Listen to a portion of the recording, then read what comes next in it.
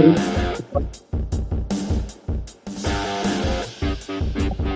not at all.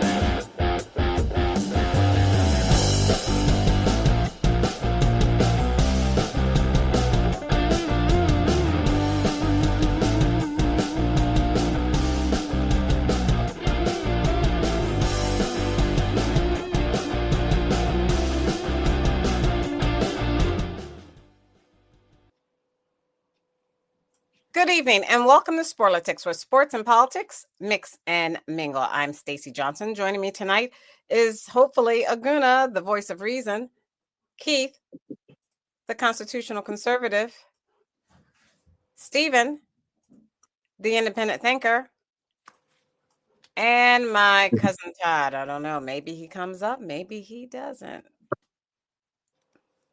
We've got a packed show for you tonight. Oh my gosh, this week, the Philadelphia Eagles, as Super Bowl champions, visit the White House, and guess who goes and guess who doesn't and who's missing, and we'll talk about that. President Donald Trump traveled to Michigan today to mark his 100th day in office. Stephen, with NASCAR, as Democrats on the House and Senate Appropriations Committee say that Trump and top administration officials are improperly holding up more than $430 billion with a B in federal funding already approved by Congress and signed into law. And this money is supposed to go for medical research, COPS grants, disaster relief, aid to farmers, we need food, Head Start, school lunches, major infrastructure projects, and that is according to Representative Rosa DeLauro of Connecticut. The NFL draft, we'll talk about who your team got and who they didn't. House Republicans have a new deadline for their bill enacting domestic legislation by President Trump, and the deadline is the 4th of July. A Wisconsin judge is arrested, and Trump wants to bypass immigration courts as he deports sick children and their family. That and more, if we can fit it in. First up, Stephen with NASCAR. Stephen, what's going on with NASCAR? Right now, it's a mess. It's a real mess. We had Talladega, which is one of the best races, always has been. Now, everybody was just hanging back, saving tires. Remember last week I told you that the short tracks were just done. NASCAR, they can't get the car right for short tracks. It's not good racing. At least we have Talladega coming. It's going to be a great race. It was absolutely horrible. The whole race was terrible. There's no real action. Like I said, everybody was laying back. Everybody's holding back. And Austin Cindric won, and nobody really cared. But the Xfinity the night before, the younger guys with the old cars system is what the younger guys use. And every now and then a guy from NASCAR would jump down and race with them.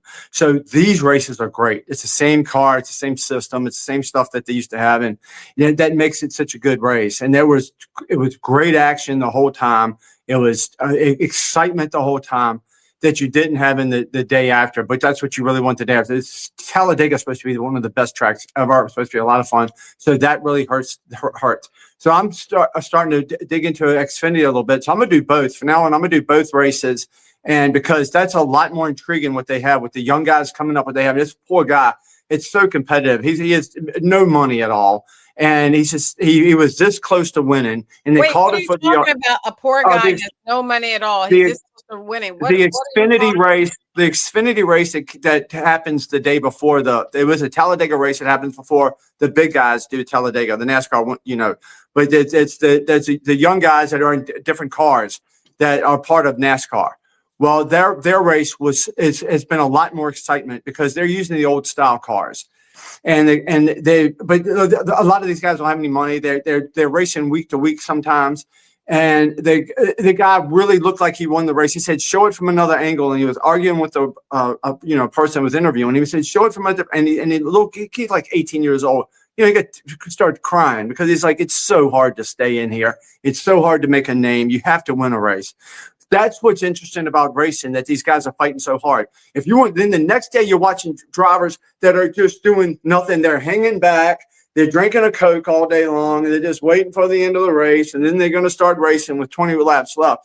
And that's not conducive to good racing. That's bad racing. That's boring. I've taped it, and I've had a hard time watching it. So, and because I watched a lot of it, and I could see what was happening. I was like, I'm not going to spend my day doing this. I got to do something else.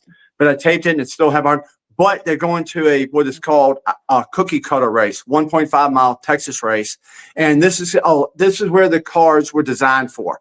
There's more of these 1.5 mile races. It's an intermediate track, and it's not a small track. It's not a huge track. It's intermediate, and that's where these cars are competitive. And that's going to have to save them for right now. And they're going to have to figure out what they're doing, because they're losing not only old fans they've had, old drivers now in this past week. I don't know if you've seen what I've sent you with Richard Petty, Stacy. He's even Richard Petty's complaining about the racing now, and he has drivers out there. So there's going to be something that's going to be done. Something has to be done, or they're not going to be able to bring in young people that's going to be excited about this, because if you don't have what's naturally exciting about racing, what is so exciting about you got wrecks, you got hard racing, you have everything going for it. If they can't have that at every track, it's not going to be good for NASCAR. So they're going to make a lot of adjustments, and fingers crossed it gets back to good. And this week should be a good race at Texas. Take Larson. Okay, where's it going? You're always talking about betting. So when you said take Larson, you mean bet on Larson? Bet on Larson to get at least the top 3. Or if you do a match bet, you can take him against another driver that they give you. Always take him over somebody else, and you're going to win about 90% of the time. That's what I recommend. Yeah. All right. So thank you. Anybody have anything else to add on NASCAR? All right, let's move on to the NFL draft. Keith, what do you have to add to that? You don't watch NASCAR, even though your boyfriend begs you to watch it weekly? I beg him every week.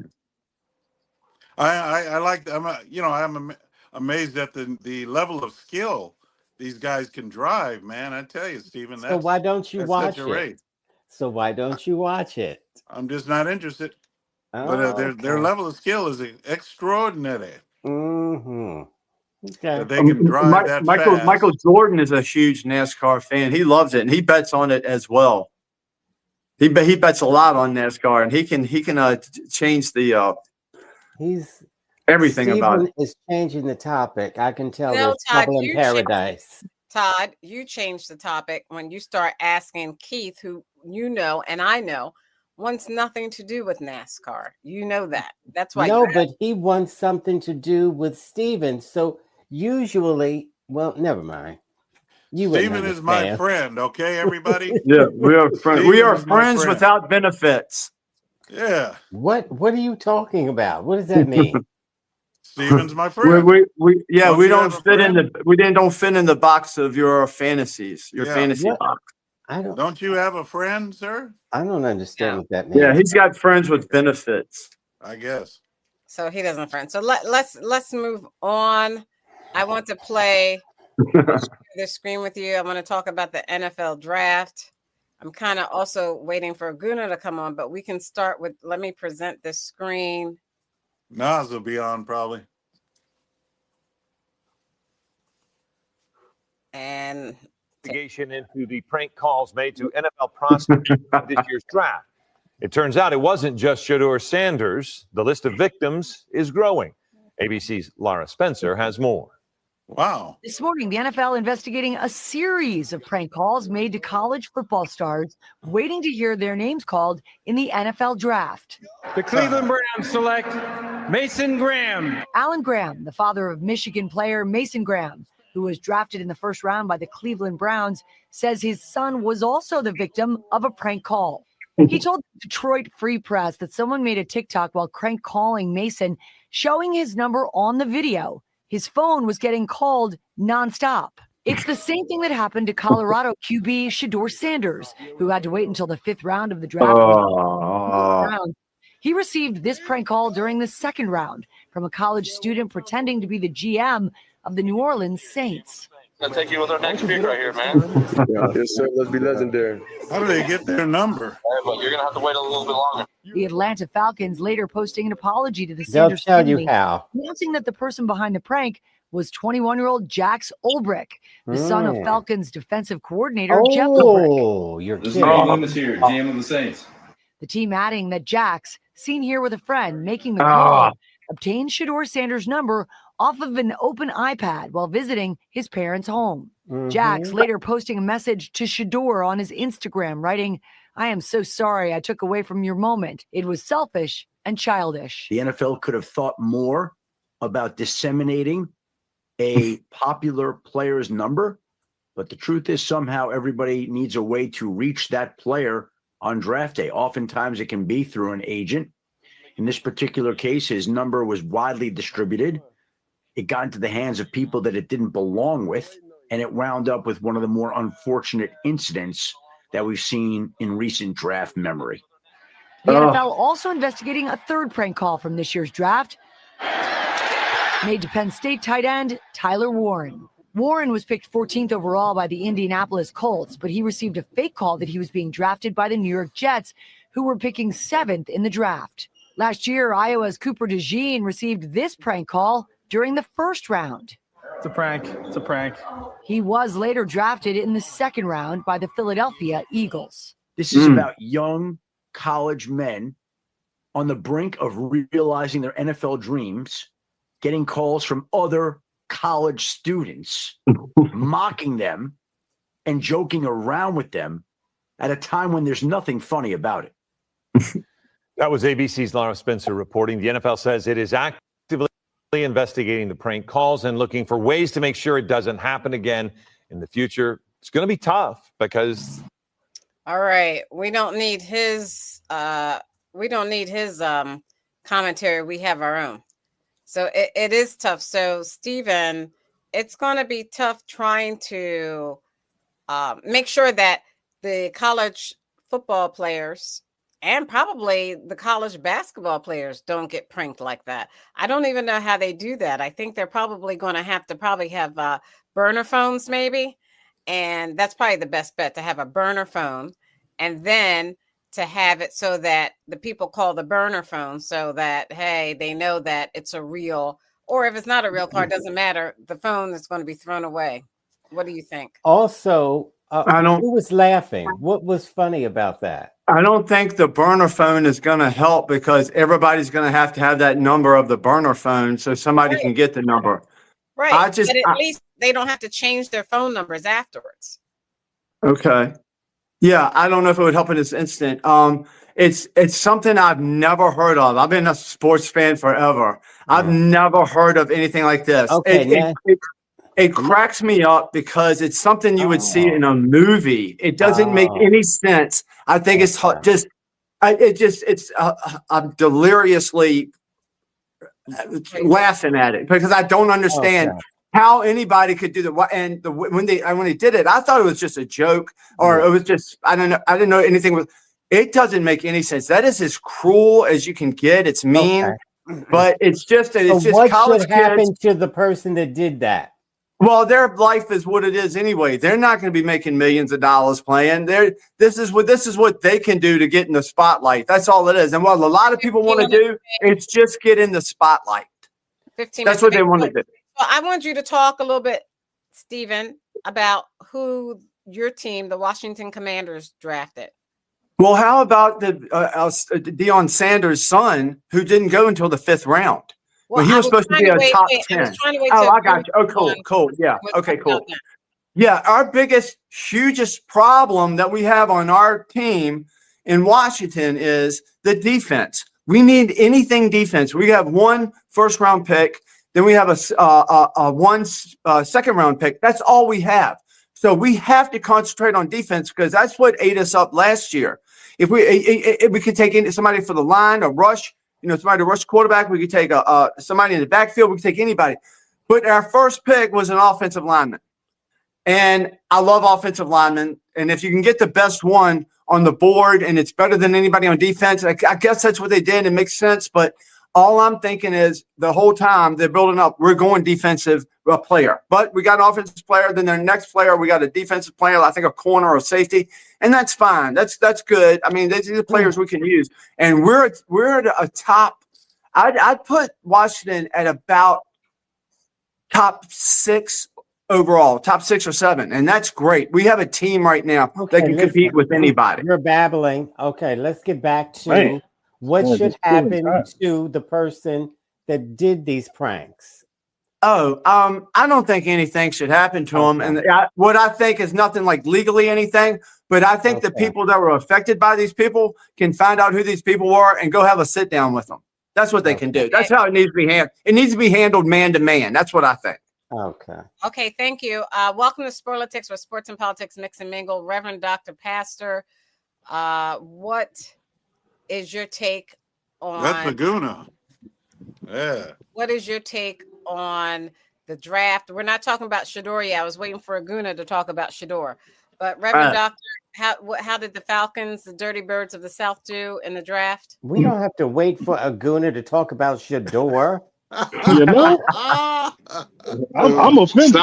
Stop being a hater, Todd. Stop being a hater. But anyway, the Falcons, they were concerned with pass rush, so that's what they did. They drafted one early at 15, then traded up to get another one at 26. So we'll see if that helps, if the defense finally improves. But hold on the prank thing, though, y'all got to think about this in different terms. The NFL is going to lock down this whole process next year. Maybe you get a sponsor, a cell phone company, to make sure all the numbers are kind of, just blacklisted numbers. Nobody but people within the organization have them. And I'm just trying to think to myself, like, just think about if you got a good ass job, AKA a job in the NFL as a coach, and your son does something like this to put that job in jeopardy. I'm trying to think of what he wants to do to that boy, man, because, like, dog, do you understand what kind of jokes you playing for a tenuous job that he can lose just like that? And you playing with going into his iPad and getting people's personal information? Like, bro, that man will not be trusted in the same way ever again because of the actions of his son. So, yeah, I hope he beat that boy. I doubt that. That's what I hope happens. But, yeah, I don't think there'll be any legal recourse. But the NFL is going to lock this process down. We won't see this next year. Okay, so Aguna is here. Yeah. Aguna, you want to talk about who the Eagles got and then talk about Shador? No, I'm going to first talk about what just happened before he starts. Stacey's crazy. As if he's the only one that can talk about. Anyway, this boy who went in his father's iPad, it's outrageous. The father should be fired. And the son should be expelled from whatever college he goes to. And as for whipping him, I think what he probably said is, come on, guys. You guys. That's all. I don't know, Todd. His job ain't the most. Let's just say this. If we give up a lot of points next year, he may have been fired anyway. So he already on thin ice. Okay, Yeah, so the Eagles actually had a really good draft. I think Howie Roseman actually had 10 picks, and then I think they end up with 12 picks next year. If you think about some of the compository picks that they're getting, with everyone's talking about the Super Bowl hangover and how you lose a lot of guys from free agency. Well, those turn into compensatory picks for next year's draft, so you actually get extra picks by having guys leaving free agency, depending on what kind of deals they get and kind of playing time. So, but that being said, I think this draft, they did pretty good. They went linebacker heavy in this draft. They got the boy from Alabama, Campbell, who was actually projected to be a sneakily good potential top 10 pick. So he got a guy from Alabama, and if you remember, they let Garner Johnson go in the offseason. The safety. So they got another safety out of Texas, Maduka, which he He's actually, I mean, there's questions about his tackling ability, but he's still a heavy hitter, and he doesn't come with the kind of the crazy baggage Gardner Johnson came with. Even though, I appreciate him from an emotional standpoint, but again, he got kicked out of that Commanders game because of his passion. So that's one of the things you got to look at too. But all in all, great draft. Again, they didn't move around and trade up and give up a lot of compensation. They got filler players. They got players that can come in, compete. They got rookie guys that can come in, not only compete, but also, fill in some of the gaps and also take some time to, be on special teams, move up the roster. So you couldn't have a better draft for a Super Bowl team picking at 32. So now I think, they also got some Georgia Bulldogs. I was glad to see that. For some defense. Yeah, they did get that linebacker. They did get another linebacker. Always do. Right, and so the Georgia, the Falcons finally got hip to that.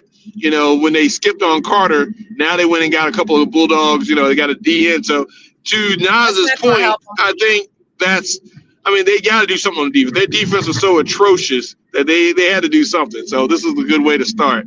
Now I will say this about the whole Shedeur Sanders prank call. I actually agree with Todd on this. I think the coach should actually be fired. I mean, I get it. It wasn't him that did it, but just think if this was a top secret job. If you're in a military and you allow someone to get into your iPad and those are things.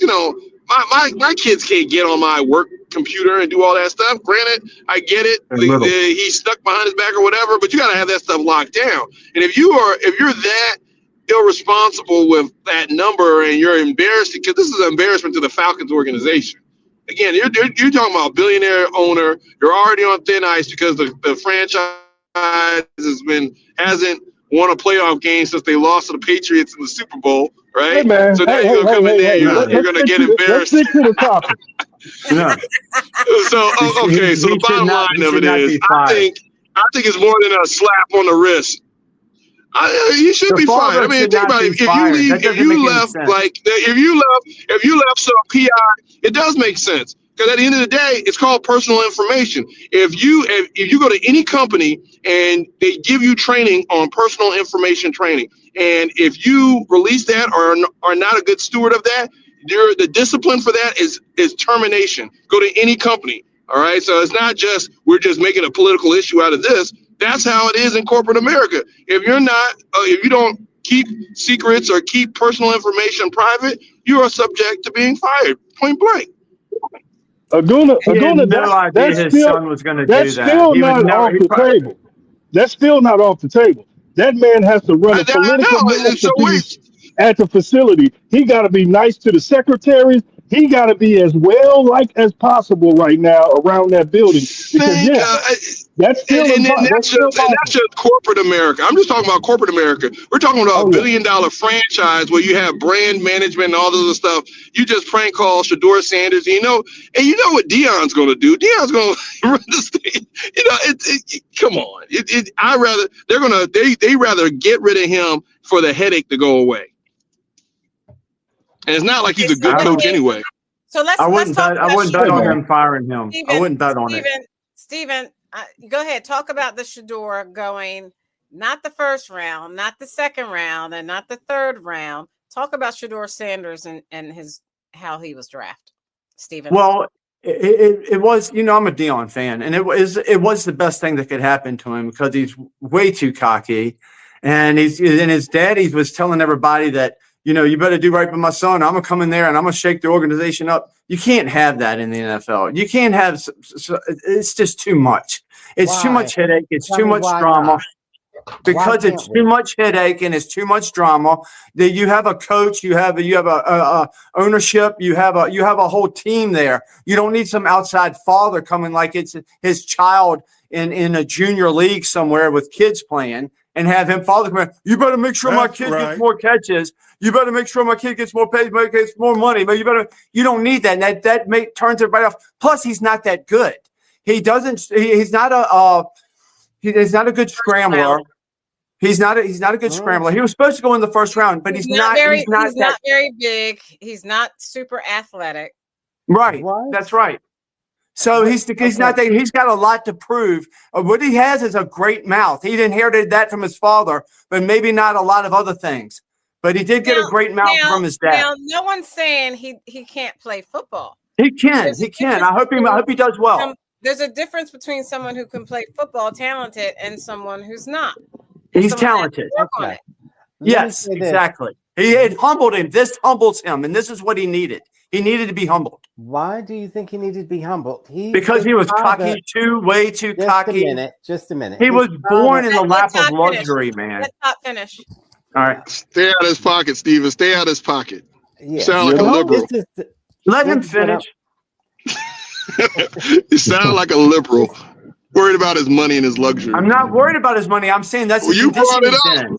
You brought it up. That's his condition that he's in. He's. Go ahead, cousin Todd. Yay. Okay. His father said he was going to shake things up. That's all he said he was going to do. Just like Donald Trump.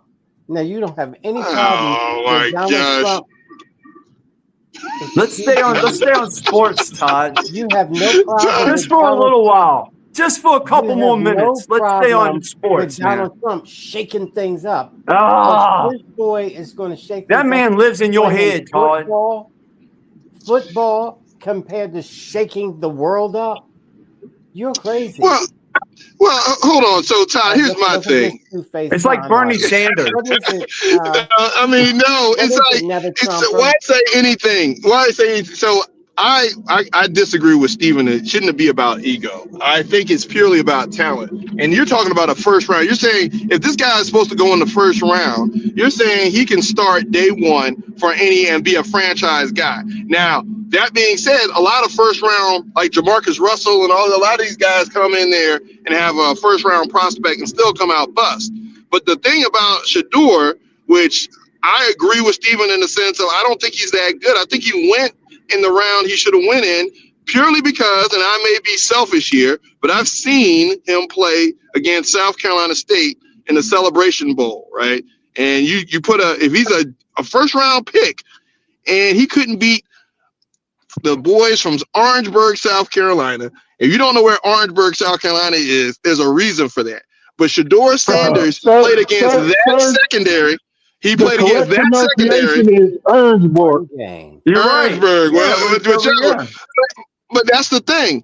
He went in the 5th round. So what does this do? Okay, so that means he'll probably sign a 1 or 2 year deal. He may not make the roster. They got 4 quarterbacks on the roster, including Watson, Deshaun Watson. So I mean, he may get cut. And if he never play for them again.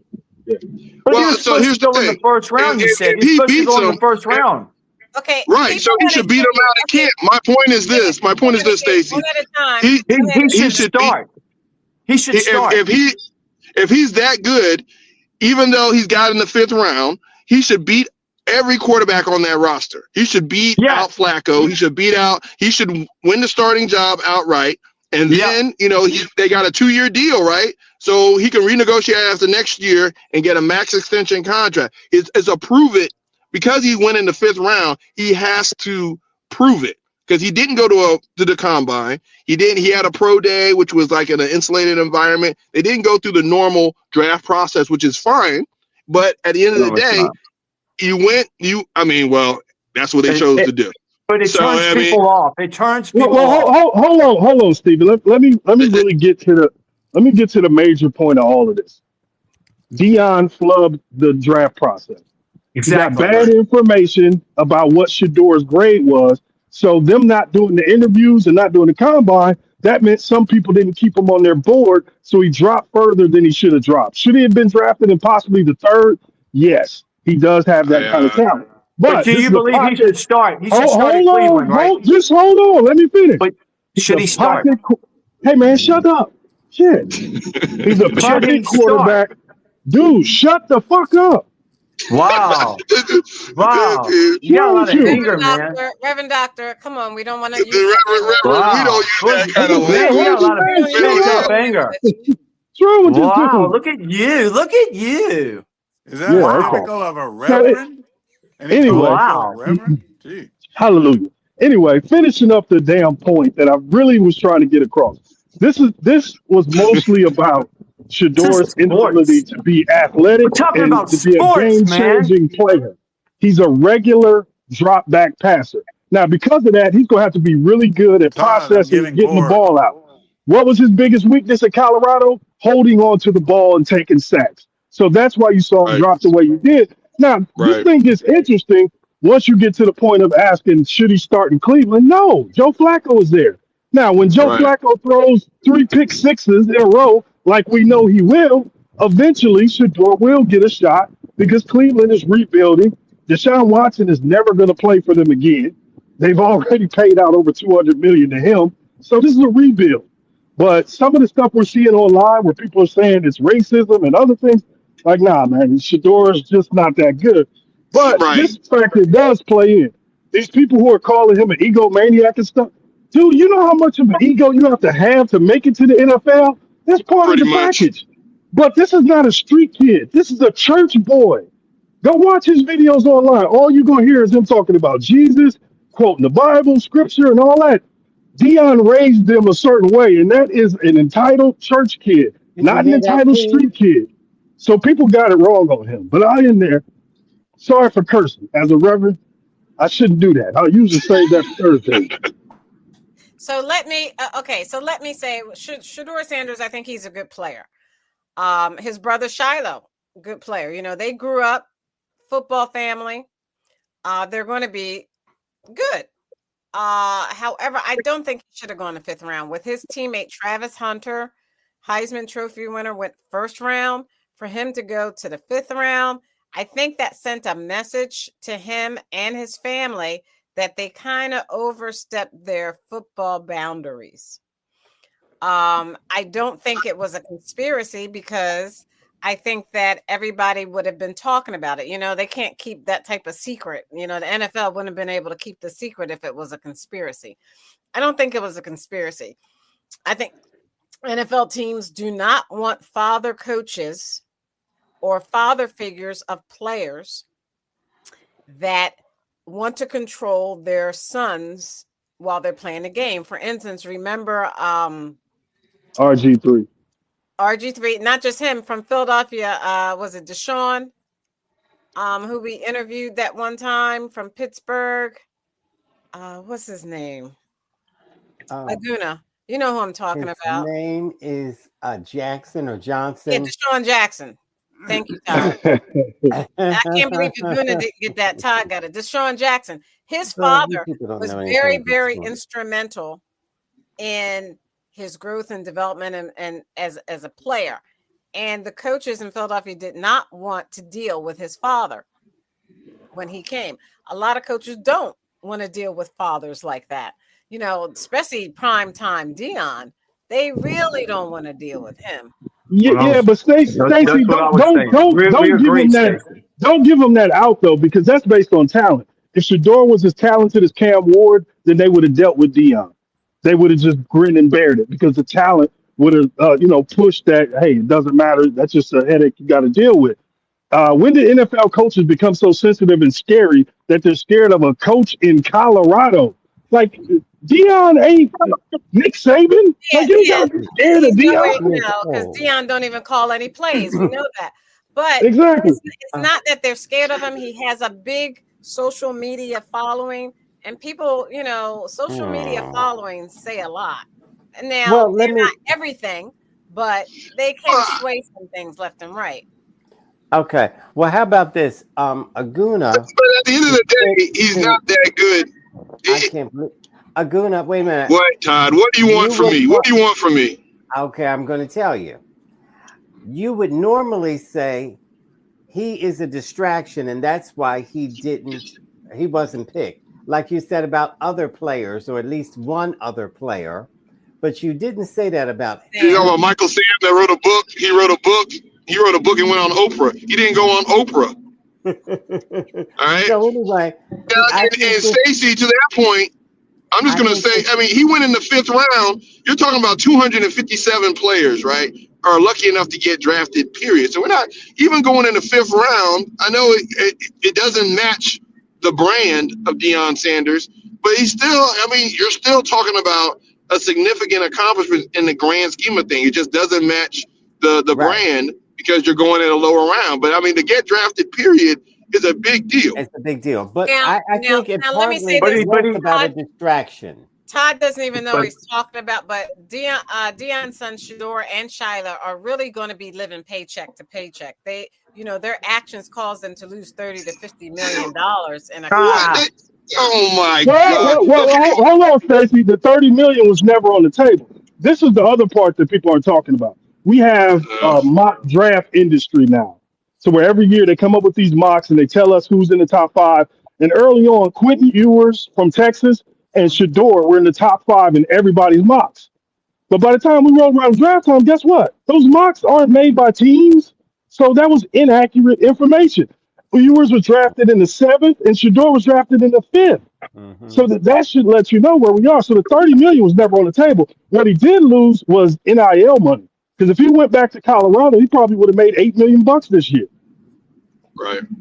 So we have a comment from a viewer that says someone needs to call in a wellness check on Keith. He's about to pass out.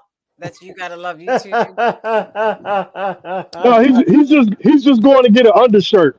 He's so used to wearing polos with no undershirt. Finally, he's going to put on a white T-shirt today. And then somebody wants us to look at some other thing that I don't know who it is, but we're not gonna. Stacey, he's in Cleveland, and Cleveland is a horrible place to go. And Flacco, we're talking about Flacco. What is he? 49 years old? 50? Why would they start Flacco? I say just start him. They got nothing to lose. Go for broke. Cleveland really did get a deal with him in the 5th round. They got a deal because he's not that great, but he's not that bad. And if he can get work in the system, and like I said when I was talking earlier, this is going to be huge motivation for him. Like Tom Brady went in the 6th round, and look what happened to him. This could be the best thing that ever happened to him because it humbles him. He can get in there. He can do the work that he hasn't done before because he's got more talent. I know he has more talent in him than he has shown everybody because he probably goes by it lazily because he's so natural from his dad. He's really got to put in the work. Here we go with the dog whistles. First we get the humble, then we get the lazy. Yeah. No, this is a hardworking kid. He's not athletically gifted. So there's never been a question about him being lazy. That's never been in play. I'm saying that this could motivate him going in the 5th round to even work harder than he does. Maybe he works 8 hours a day. Maybe he'll work 10 hours a day. This is going to be something that's going to motivate him to be better. Around. He should follow Joe Flacco around for the first couple of weeks he's there. Learn as much as he can from Joe. And why is Joe going to start over him? Because Joe's been in the league for 15 years, and he knows a lot of things about coverages that Shador's going to have to learn. So, he's going to start. Learn.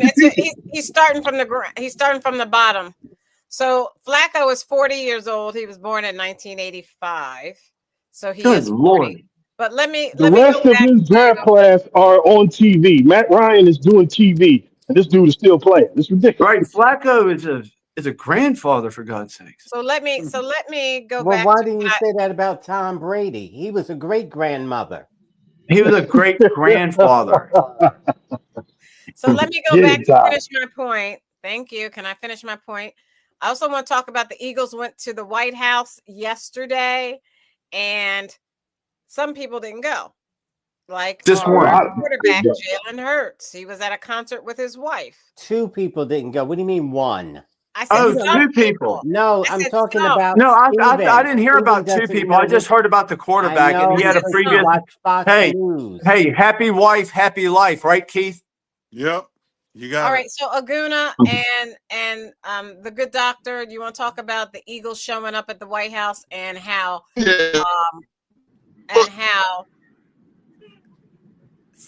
another player in particular, a running back, was all in Trump's face. Yeah, because he got this white wife that loved Donald Trump. Yeah. Who used the N-word before. And for the record, Jalen Hurts has been to the White House before. He went with Alabama when they won, so that when Trump was in office. So There's that. But anyway, yeah, I mean, come on. Okay, this is the Eagles. You know, it's a free country. Some can go, some don't want to go. That's fine. All right, it happens. You know, the great thing about it is the fact that the world champions, Philadelphia Eagles, were invited, and the majority of the team showed up. So there you go. I mean, I think it's a great. I don't think it's the always, majority of the team showed up. Not the majority, bro. When they did showed y'all watch it? team, excuse me, I saw it. And when they showed the team standing I saw behind the clips. president, it was mainly coaching staff. There weren't And many- O-line. Good old O-line. I I don't know who won it, but it was a lot of fun. And Dom was there, and the president invited Dom to speak. Yeah. It was a big. That's how It was a bottom lot of of the fun. barrel Wasn't is. that fun, Stacy? Wasn't it fun Yeah. the time that they So had that's out how- there? That's how bottom of the barrel the situation was. You got the equipment manager, security guy speaking instead of a major star. But when it comes down to it, I know you wouldn't care. Hold on. The Falcons have never been to the playoffs. Aguna, hold on. Haven't been invited, so Hold on, Aguna. Go ahead. I'm gonna break down something for people that's very important. Everybody can't miss an appointment like that. Jalen Hurts has the ability to make that choice. If you're a backup wide receiver or a depth linebacker or running back or something like that, you have to go. Like there's no question you're Carter going. didn't go. But Jalen Carter is a star defensive player. Yes, he has the ability to make that choice. So don't put too much pressure on the guys who did show up or the guys who didn't go, because you got to remember that part. Not everybody can make that choice when you're on a roster and it's really thin about whether you're going to stay. I mean, Saquon went. He didn't have to go. He could have made that choice. Oh, he played golf. He played golf with Trump as well. Saquon Barkley played golf with Trump, so he had a great time. It's just what's wrong with people, You're invited, have a good time, and it was everybody a great don't time. like y'all. How come you ain't figured that out yet? Everybody don't like y'all. Why didn't Saquon ask President Trump to return the African artifacts back to the African American Museum of the? You mean Saquon Sucker Barkley? No, he ain't gonna do nothing like that. Come on now. No. He's a football player. That's why? I don't know who made him the ambassador. Who made him the ambassador to do that? No, I mean, all black people have to promote black issues at all costs, at all times. Yes, they do. Okay. African. I didn't get the memo there, but now that I know, thank you. You got it now, don't you? All right. I got my marching orders, Todd. Thank you. On behalf of all African Americans, I got my assignment. Shuffling Saquon. Yeah, shuffling Saquon, and he married a white girl, and she used the N-word twice. Yeah, it's unfortunate. Sucker Saquon. That's how it goes. So, okay. So two things. You gotta love YouTube said neither. I don't know who he was talking about or she was talking about. And a friend of mine texted me that about Saquon. I didn't make that up on my own. My friend Wayne texted me and said Saquon didn't ask the president about those African artifacts that he took out of the African American. So what are you talking about, Stacy? He's got some African artifacts. Look at the sentences, man. I don't understand what she's talking about. I haven't heard about this. Do you know about it? No. Yeah, I'll elaborate. I don't know about it. Remember that Aunt Jemima pancake mix that you had for yeah, you want me to go get it? It's right here. I can go get it. No, Trump took it. Trump took it from the African American Museum. Trump took it from the African American Museum. He told me, So you gave it to Trump. Trump took it, and they want it back. They want it. I got it, and they should give it back. I agree. How many years ago was that? You still got the same box of mix? What type of nasty cabinet you got around me? I got some Uncle Ben's rice too. I'll save it for you. What are you calling yourself now? All right, just let it go. No, you gotta love YouTube said that's a typo, Stacy. So I want to share with you. We're gonna do. Let me get out of this. So our show, SPORLITIKS, is going to do a cooking segment at some point, and we're going to share on social media us cooking. Please make sure you're on mute if you're in a car driving, Aguna. We're going to make sure. My bad. You tacky thing. I was on mute. Get it. So Everyone's going to cook their specialty. Like Aguna's going to cook out on the grill and show us his specialty. And I have a few specialties that I've already taped. I went over to Todd's house and taped them. And Todd taped a few specialties. So let's look at real quickly Todd's specialty.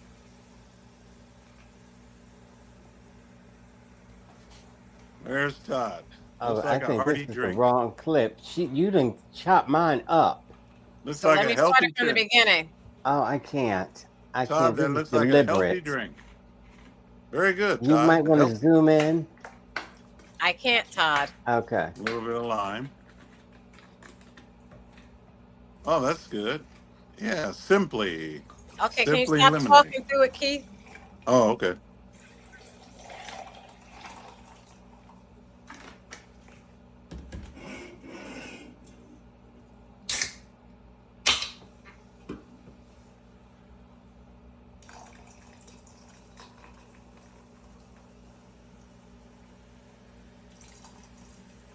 I thought his specialty was honey buns.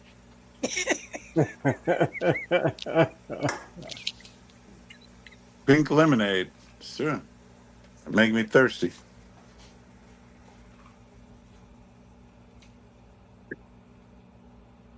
With a Now, touch after the of lime. camera's off, that's when he pours the Grey Goose in there. Oh, talking about Grey Goose. Hey, That's my famous sangria. I didn't show the whole recipe, but I will on social media after I cut it up. But I went to Todd's house and we did a few takes. That's nice, Todd. You got a nice place. Oh, thanks.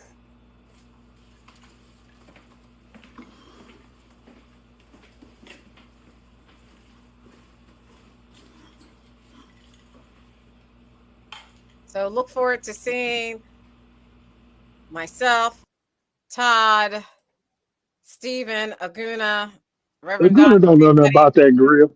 anybody who wants to share their cooking specialty. We will be sharing it on our social media sites, Instagram, TikTok, YouTube, Twitch, X, Stephanie Stallworth, the Flow Television Network.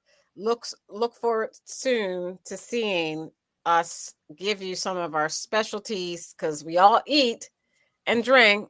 So we're going to share with you some of the things we do. Let's move on to politics. Let me share my screen.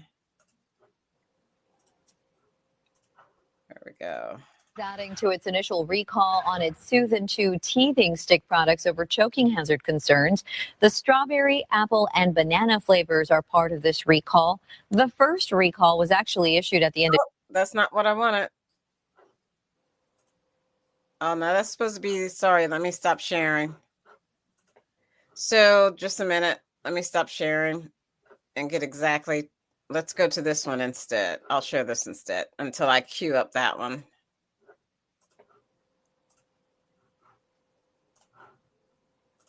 Bond after she was arrested Friday by the FBI. Federal authorities say that the judge interfered with the arrest of an undocumented immigrant. This is the latest in a series of recent confrontations between the Trump administration and the judiciary over immigration. NBC News national correspondent Aaron Gilchrist is with us this morning in Studio 1A with more. Aaron, good morning. Hey, Peter, good morning. FBI agents grabbed that Milwaukee County Circuit Court Judge, Hannah Dugan, in the courthouse parking lot early Friday morning. That's according to a senior law enforcement official. Now, Dugan faces 2 federal criminal charges here, impeding a U.S. government proceeding and concealing an individual to prevent discovery and arrest. The FBI director, Kash Patel, said in a post on X that's now been deleted that Dugan intentionally misdirected federal agents when that defendant, Eduardo Flores Ruiz, was in Dugan's courtroom. He was there on local domestic abuse charges, Peter. And Aaron, so what exactly is the judge being accused of here? Detail what this accusation is. Well, Peter, court documents say that Dugan confronted arresting agents in the hallway before she directed Flores Ruiz and his lawyer through a non-public door in the courtroom there. And now the documents say that Flores Ruiz was removed from the U.S. in 2013, and he had a deportation order against him again. Now, agents ultimately arrested him outside the courthouse on Friday. This is another salvo in the Trump administration's crackdown on immigration and that fight it's been having with the judiciary. The White House, we know, has threatened to take legal action against local officials, state officials, anybody who sort of gets in the way of their deportation efforts. Judge Dugan has a federal court appearance on May 15th. Her team says that she plans to defend herself vigorously, Peter, and she looks forward to being exonerated. Peter, Laura? The latest confrontation between the courts and the executive branch. Aaron Gilchrist, thank you. Okay. Who wants to start with the judge arrested? Let's start with Aguna. Oh, Keith wants to start. Let's let Keith start. Go ahead, Keith.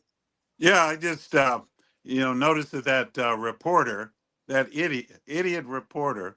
I can see why Trump is so hard on the media. The guy had that nerve to ask exactly what was she, accused of. Well, it's He obvious. wasn't supposed to ask. What was she accused of? Well, that was obvious what she was What accused was obvious? of. Obviously, the guy What? she Oh my let the guy God. out. She helped an illegal alien. That is in violation of the law.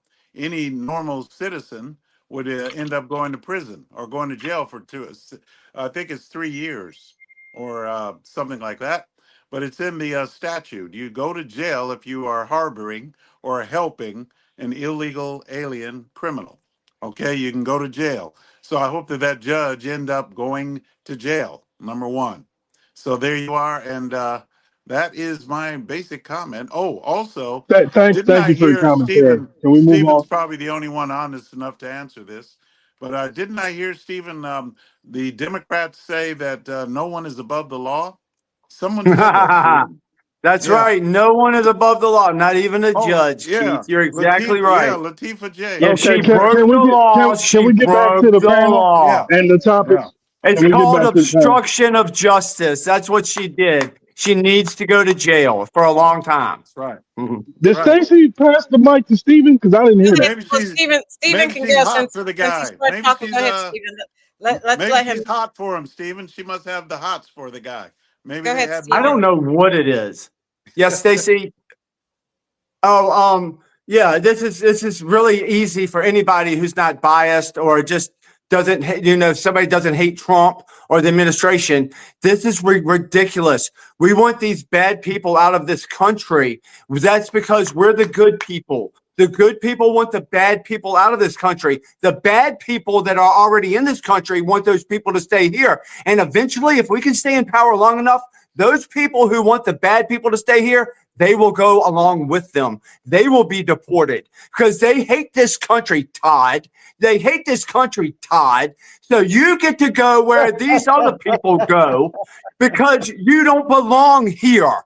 This is a country that's good, that's so great for everybody, but all you do is run it down because you hate Trump for some Now it's just running ungodly off at the reason. You mouth. hate Trump. You were Anybody given a on this show topic. that just hates You Trump were given a and topic. anything he does, he tries to get You were given a murderers, topic, moron. rapists, child rapists, people like Nas out of this country. Because he does that, you hate him for doing that. Because you are evil. Because you probably rape children, Nas, Todd. Y'all, because you want to keep child rapists here in this country. Listen to this. All right, wait a minute. Wait a minute. This dude is accusing people of that, and you just letting it ride? Okay, Stephen. Yeah. Yeah, well, he told me to shut the fuck up, so I'm Shut getting up, his monkey. ass back. Shut up, monkey. Shut up, asshole. Okay, we're not going to have this language. That's first. Well, he started it. He started it. He started it. Yeah, if you wait a minute, Stacey, my point is correct. If you want to keep these horrible people here, these people that are in gangs, if you want to keep them here, you're just as bad as they are, and you should be deported right along with them. You are bad people. You are a bad person that you want these people to stay in. That judge should go to jail for 25 years. Okay, thank you. I'm serious, Stacey. You love this country. Okay, thank you. You got to stop. Now, let's talk about the judge and what happened specifically. Aguna, did you want to talk about that? Aguna's gone. I wonder what happened to Aguna. All right. It's Cousin Todd or Reverend Doctor. You want to talk? Oh, here's Aguna. Aguna, do you want to talk about the judge, Hannah Dugan, who today actually, Wisconsin Supreme Court, let me share my screen. The Wisconsin Supreme Court, this is CNN.com, ruled today. Let me move it up. The Wisconsin Supreme Court ruled Tuesday that a Milwaukee judge accused of obstructing immigration officials would be temporarily prohibited from exercising the powers of a circuit court judge while the case moves through the legal system. She was arrested last week, Hannah Dugan, at the Milwaukee County Courthouse and faces 2 federal charges for obstruction and concealing an individual from arrest. She made her first appearance Friday morning and was released on her own recognizance. It is in the public interest that she be temporarily relieved of her official duties, the 2-page order states, noting that the state's Supreme Court took up the matter itself in order to uphold the public's confidence. Okay, Aguna. Yes. Yeah, so I'm not a fan of overreach of government, right? So when you have situations like this where right, wrong, or indifferent, you got to go through the due process.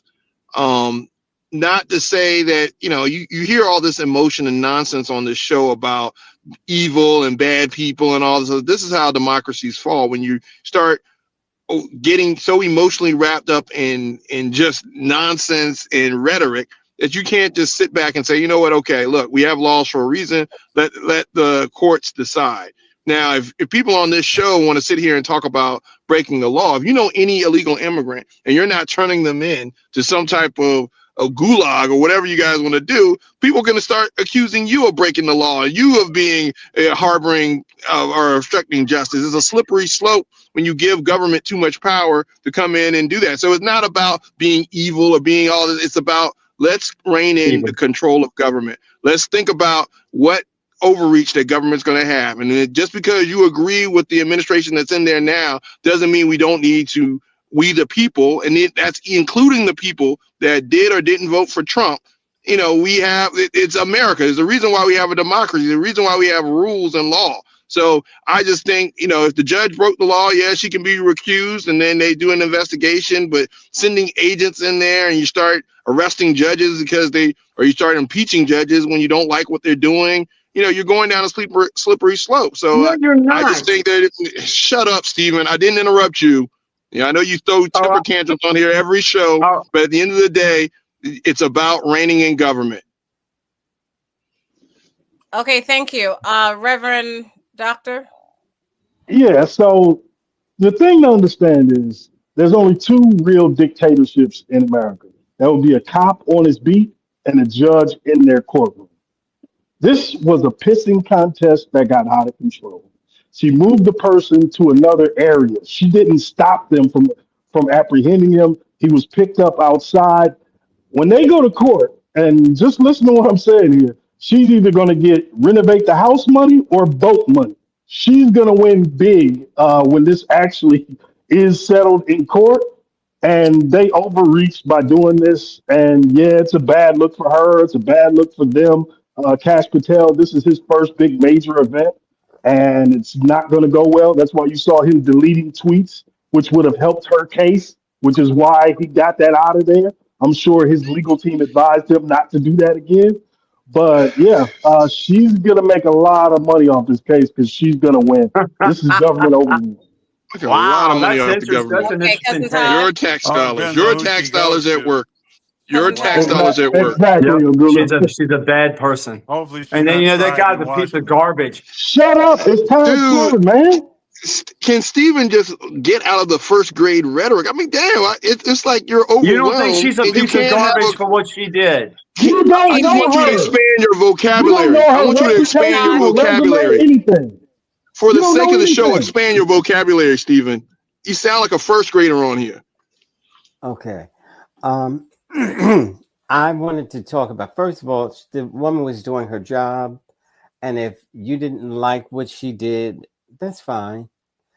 But to have the FBI arrest her out there, that was theatrics.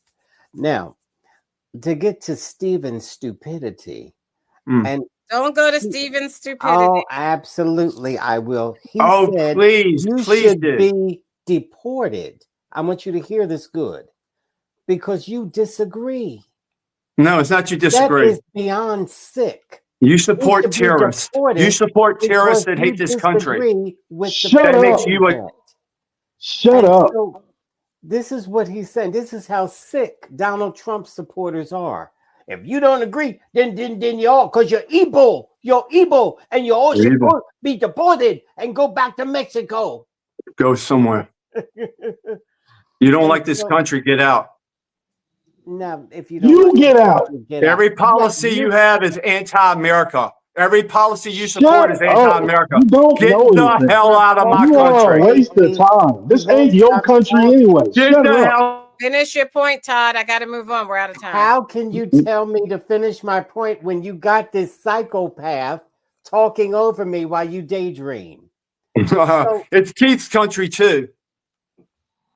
so Shut anyway, up. these Shut up.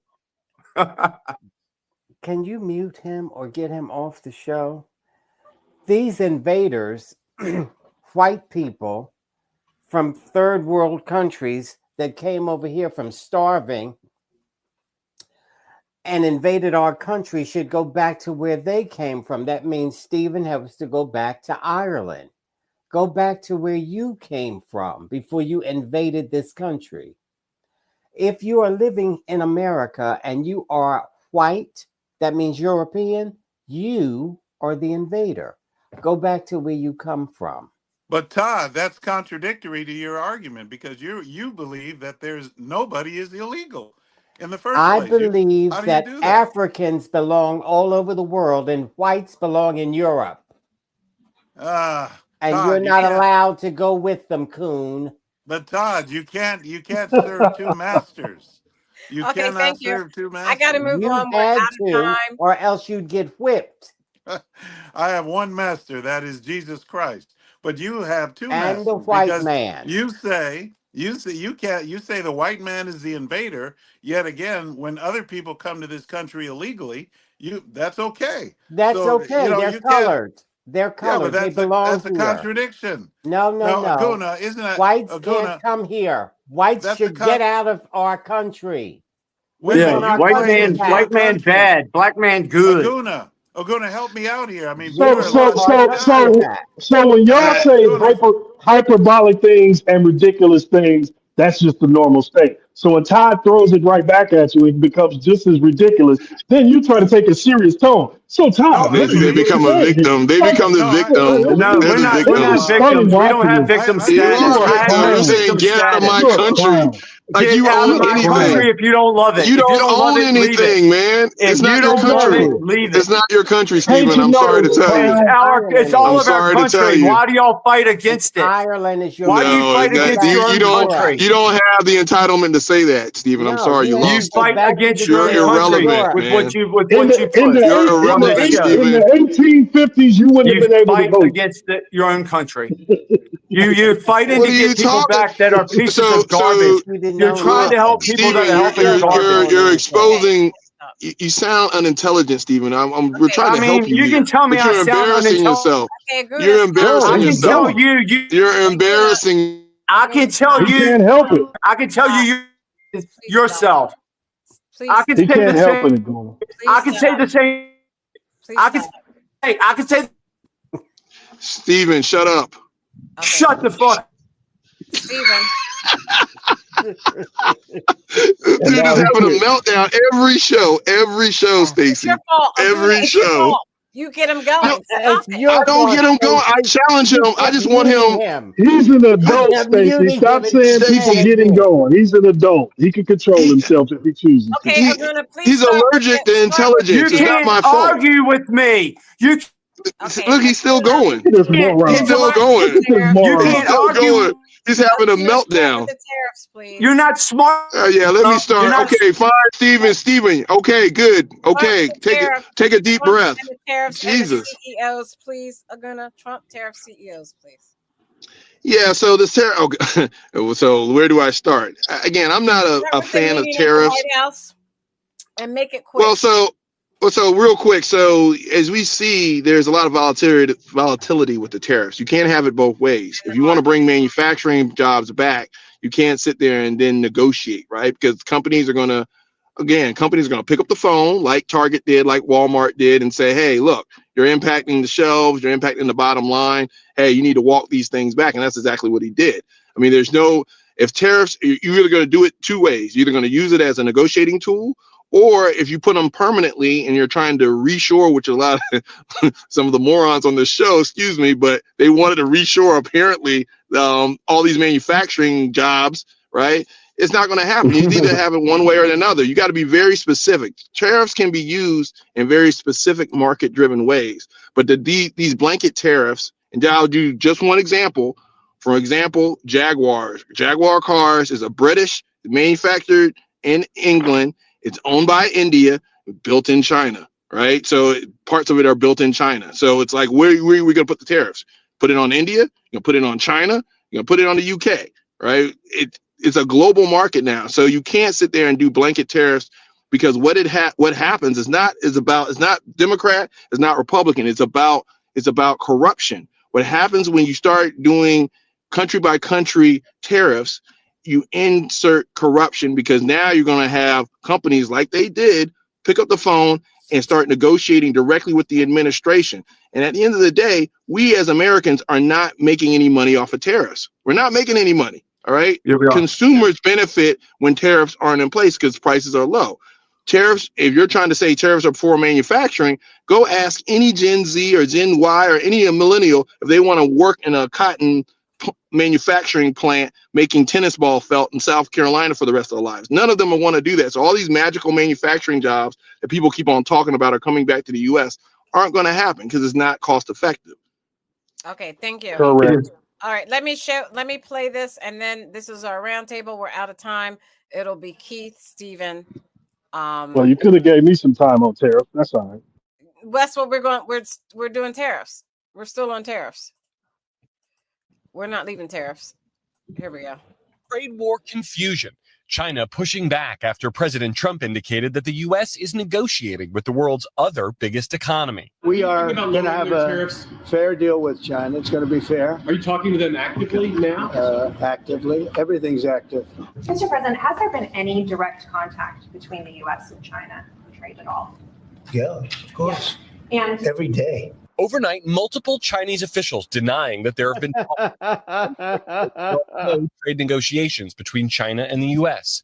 Any claims about progress are unfounded. Another adding, quote, "If it's a fight, we will fight to the end. If it's a talk, our door is open."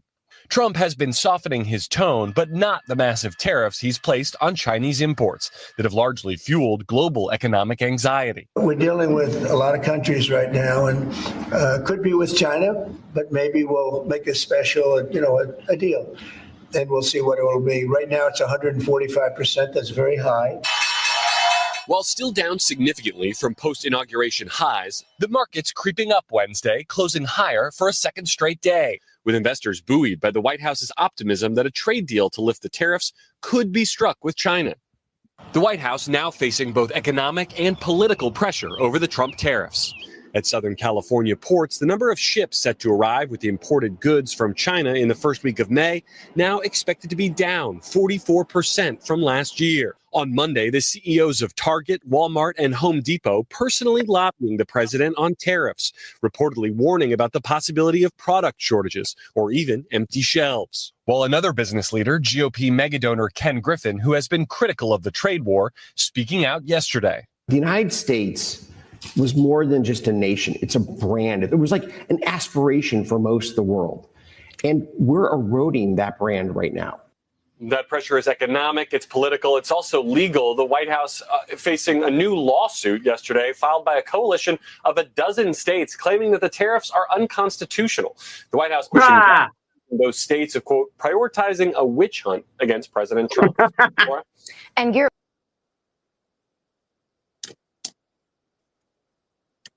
That's hilarious. Adding What happened to the show?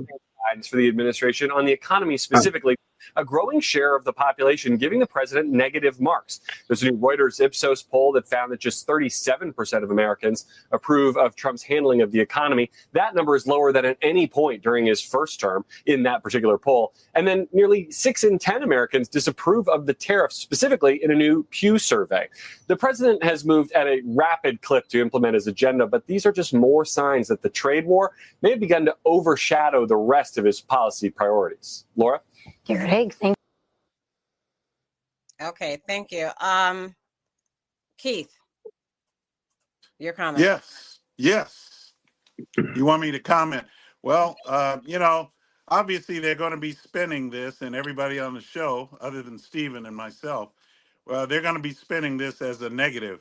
But it is a positive, and it's already taking effect. There are companies, and I've sent you a list of them. I've already sent it to you, Stacey. At least admit that on the show, so that people will know.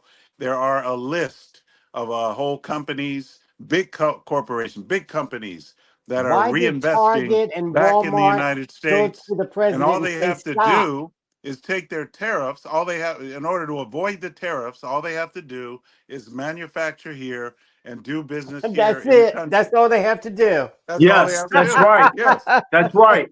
That's right. They can get around the tariffs if they do that. Right. That's what Trump has said, and that's what the administration has said. All they have to do. All this other rhetoric that Aguna talks and all these other guys are talking. Give us an example, Keith. Give us an example. No, we're going to let him in. Let him in the time. Don't extend the time. He says a big list. Give me one. First of all, I would give you an example, but I don't have it because I sent it to Stacey, and I didn't know that. So you didn't read it? You didn't read it? Send it back to him. No, it wasn't in the. It wasn't. Look, these are big companies. I'm not going to try to name them all. Because you don't just name one. I said one. All of just them. name one. I can name one. I can name one if you can't, Keith. You want me to help you?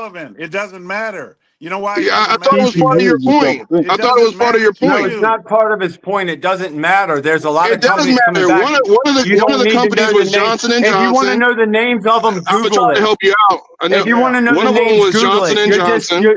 You're just jumping on his time. Let him talk. No, I'm not. No, I'm not. He said he wanted to prove. This is a round table. Shut up. You just want to shut up. Shut up, dumbass. Johnson & Johnson was one, right? And Johnson & Johnson invested $80 million of research dollars.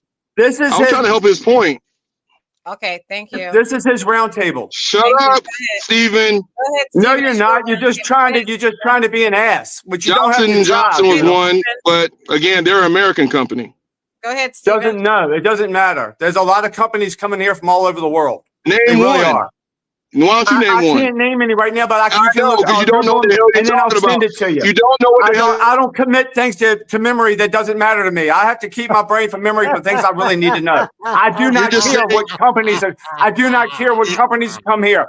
But it's trillions of dollars that they're bringing. You're admitting to be a moron. No. But I'm not. I don't care. I don't care what the names are. I don't care. Look, and Aguna, you're wrong. It is cost effective.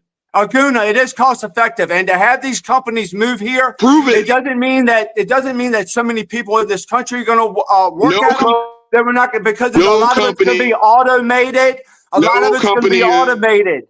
So it does not. But we're going to have stuff that we have to make here, Aguna, because we can't have China making everything for us. You can't. If we have to go to war with China, if we have to go to war with China, Aguna, if we have to go to war with China, they can't make 90% of our pharmaceutical medicines, right?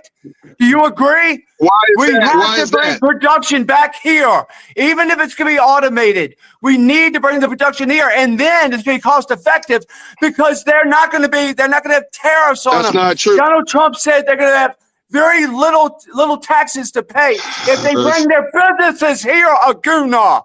If they bring their businesses here, they have to pay. Look, if they go to China or if they go to Mexico or Canada, then they have to pay a lot in tariffs. But if they come here and build their shit here, they don't have to pay any, Aguna. Do you understand me now? So stop lying. Stop doing whatever the Marxist crap that y'all do. We rejected you, and I will repeat that if you're going to be like that, if you're going to support our Y'all enemy. will wait till If you're you're done going to that support the nonsense. enemy of the United States, It's you're not the on notice, enemy. brother. You're on notice. You're So on he notice, brother. said pharmaceuticals, You're right? on notice. So he You're said, on notice. This okay, gentleman If Stacey, you're for foreign is going terrorists, back to that Michigan. makes you let a me make terrorist. this. You I'm are not your listening to this. president said I was a Finish. terrorist because I'm a Are you white finished? man. Your president said I Hello, was a black terrorist. lady. If I don't support terrorism, if you support terrorists around this country Yeah. or being evicted from this country and you Yeah. support them, you are a terrorist and you need to go to prison. You better watch your ass, Todd. Keith, not Keith, Keith, but everybody Keith, else you but better Keith. watch it. Everybody should watch their ass because laughing that's the truth. No. Back of the show. No, thank you you. don't. No, this is Thank going you, to stop. Stephen. All Thank you, blacks look Stephen. alike to him. Stacey, let me make this You're last next. point. Can I make a last point? All right, so this last point, he mentioned pharmaceuticals, right? He said pharmaceuticals are made in China. All right, and he said the reason how to lower prices of pharmaceuticals is to bring that back to America. Right? That's not the way I you lower didn't the say cost to of lower pharmaceuticals. prices. I said they could stop making our pharmaceuticals. We can't get them from China if we have a problem with them. It's not that we can get them cheaper or not. It's this. We have to manufacture stuff in this country. You're not an independent thinker. So I'm not mad at you, Aguna. I'm not going to call you a moron or dumbass. I'm not going to say that. You're just not an independent thinker. All you do is spew the garbage that you take in. Are you going to railroad the show? You're just going to railroad the show? We can't talk logical on the show? Is that all you're going to do is call names because you don't have any other intelligence? No, my point is this. The pharmaceutical companies in the world, 90% of their profits are made in the United States. And it's not because of manufacturing costs, it's because we don't cap the price of pharmaceuticals in this country. Every other country, they cap the prices. So when you hear morons like Stephen come on the show talking about bring all these things back, if you look at markets by markets, there are certain reasons why things are costing the way they are in this country. And a tariff is not going to be the silver bullet to cause that. So he's bringing up all these things he knows nothing about. He mentions pharmaceuticals just so he can yell at the camera and be all emotional and throw a temper tantrum. If you want to have an intelligent conversation, which I know you don't like to have on this show, Stephen, you rather shout down opposition. I am emotional. You're right. You're right, Aguna. You can't engage. I'm emotional. Let's have a conversation. If you have Let's a conversation, everything you said is a lie. Everything you said is wrong. See, you're going back to emotions. Everything you said, no, I'm not. Everything you said is wrong, and that's a fact. You didn't name one fact. You didn't give one statistic. You didn't give one example. All you're doing is getting your beard all up in the camera so you can yell and turn red. You're not talking intelligently. So if you're going to be a first grader, be a first grader. Everything I said. You haven't given one fact. One fact. You haven't given one statistic because you can't. Because you don't know how to. You can't. Let me get in, man. Let me get my little. Go ahead. This is not even fair. This is not even a fair conversation, Stacey. He's overmatched on the show. Exactly. So Pastor. Y'all are little boys. Y'all little boys. So the latest thing to come out with the tariff situation is Amazon steps into the fray and basically threatened to have the prices of what the good would cost without tariffs and with tariffs next to it. The White House came out and denounced them for just, coming up with that idea. But you're going to see creative ways to where companies fight back against this administration because they know this is going to hurt their bottom line. Again, globalized market. This is not 1850. You can't just carve up territory and tell everybody else pay or else. They'll just close you out. And then the other part that we haven't even thought about, and I want y'all to really think about Christmas, you got to start thinking about sabotage. When you publicly embarrass other administrations across the globe, and let's just say in December, all of a sudden that ship doesn't come in that was supposed to come. That super carrier of goods doesn't roll in all of a sudden. Oh, sorry, we missed that one. And then another one doesn't come in. And guess what? You got empty shelves in Christmas. So you got to think about what this actually is doing. We're punching ourselves in the face and claiming we're winning the fight.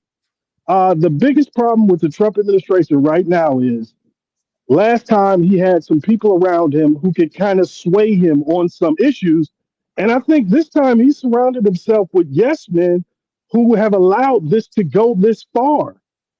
This was always going to be a debilitating thing for our country. We lost 20% of cap from the stock market in 2 days. That money's gone. That's not coming back. So you can say, Never hey, the coming past back. That couple of money is weeks they've not been gone. doing The pretty money's not good. gone. It's Well, all on that money paper. It'll It's come is back. lower than it's what it is not because coming that back. money's gone. It's And gone. if he continues with this, again, just think about what nations are going to collude together and try to not only sabotage us, but just from the idea of, okay, you punch me, I'm punching you. So, yeah, Now, this was okay, always a bad idea. He should have been talked off it way before he inauguration day. But since he didn't, we're all going to be stuck with the fallout. And again, I repeat, buy your seafood and other expensive items now, put them in the freezer because the prices are going up. That these are market forces. There's nothing anybody can do about it. Once you put something like this in play, you have to deal with the dominoes that fall. And I'll end there. okay, thank you, cousin Todd. Pure speculation. Until it happens, and then. Well, it hasn't happened yet, and it's pure speculation until it does. Well, I disagree with Nas that they're going to do this thing on Christmas. They're going to do it much sooner. The back to school clothes and books and that kind of a thing. That's when they're going to get you. And the shelves will be empty for the back to school shopping. Why? I don't think they're going to wait. And why? Because China's not sending you nothing. We don't have Vietnam. We don't have other countries that can send us anything. We don't have No. India with 1.5 billion people. No, you put tariffs on everybody. They ain't sending you nothing. The other countries are going to work with him. That's what the whole thing is about. We don't have to be China's little bitch. See, I'm not going to cuss anymore, Stacey. So We don't have to be China's bitch. What did Walmart say to Trump? Hey, you can't do this. The shelves are going to be empty. What did Target say? They had a private meeting, and they said, you're going to kill us. But what they do is they buy ahead of time, Todd, and then they make deals with other countries. You can't talk over him. But this is an interesting conversation, though. What they do is they buy ahead of time. It's Todd's turn. It's not your turn. And so they know what's going to happen. They're businessmen, not Trump, who's been bankrupt 6 times. So have they. They know. They have not. There's no other businessman in America that's been bankrupt 6 times. I'm moving on.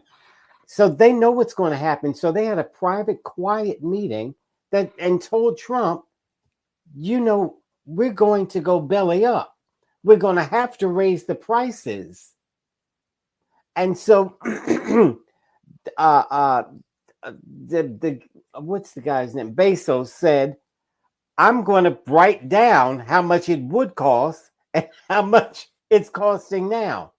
And of course, Trump went up in arms about that. But the bottom line is they're going to raise prices on you. And just like the DEI thing, and these stupid people tried to go along with it and then had to apologize, Target. Oh, please forgive us. We shouldn't have done that. Because they lost billions of dollars licking behind Trump.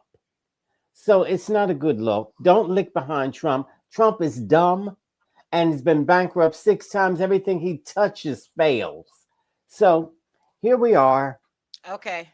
Thank you very much to our first responders in our communities. You make our lives livable. Thank you, thank you, thank you to the women and men of the U.S. military for all that you do and sacrificing your lives so that we are free to say whatever we choose on the show. We are forever indebted. On behalf of Aguna, who disappeared, the voice of reason, Keith, the constitutional conservative, Stephen. What is that? Stephen's phone number? The independent thinker. Reverend Dr. Pastor, thank you so much for joining us. And my cousin Todd. You have that hat on, Stephen, and you're a never Trumper. That's odd. I'm Stacey Johnson. Let's keep this conversation going on Stephanie Stallworth, the Flow Television Network, Twitch, X. Check us out at SPORLITIKS.com on TikTok.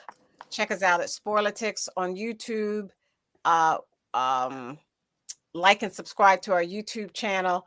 Check us out on SPORLITIKS on Instagram and Twitch. We'll see you next week. Good night. Hey, Stacey.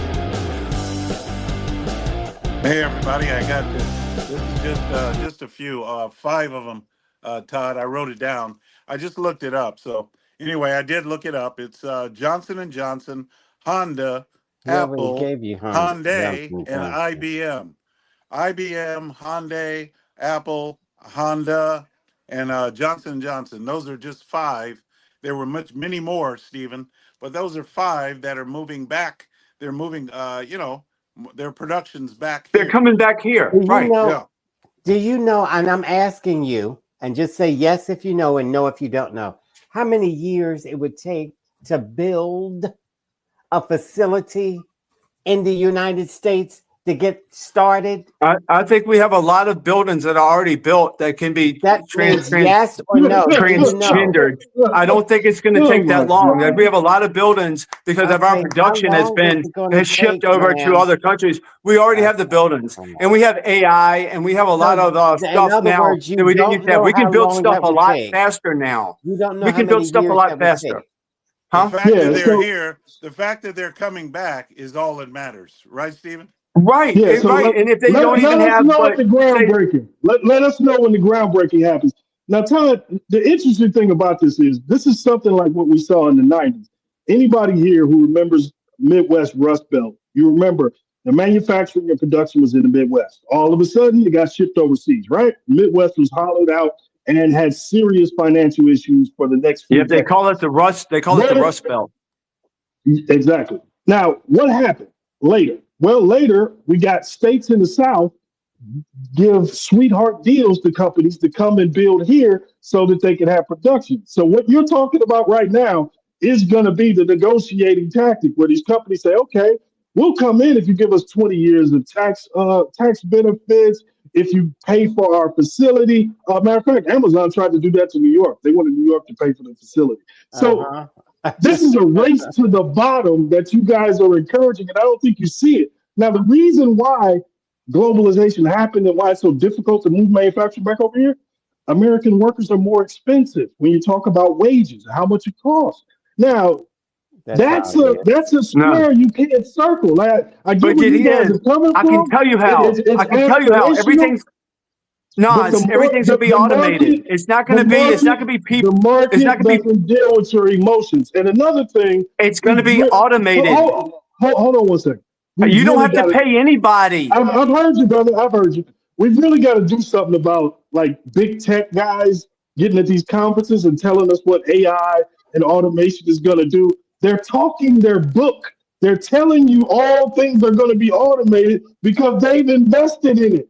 So the same way that Musk promised we'd be in Mars in 2025, the same way that the tech companies promised that the taxi would be dead by Uber. And now Uber still hasn't made a profit after 15 years in existence because they were talking their book.